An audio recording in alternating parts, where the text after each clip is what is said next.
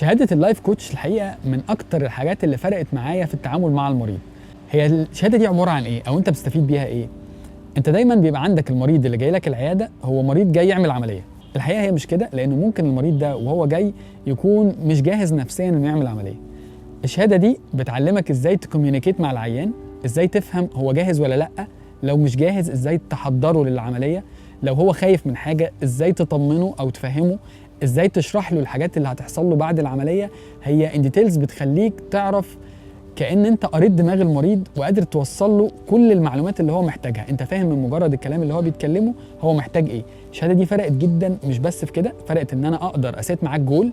احنا بنقدر نحدد هدف مع بعض، بنقدر نشتغل على الهدف ده بعد العمليه، عشان اما تنزل في الوزن تنزل ده وانت حاسس ان انت مبسوط، انت حاسس ان حد فاهمك، انت مش بعيد، مفيش مسافه كبيره.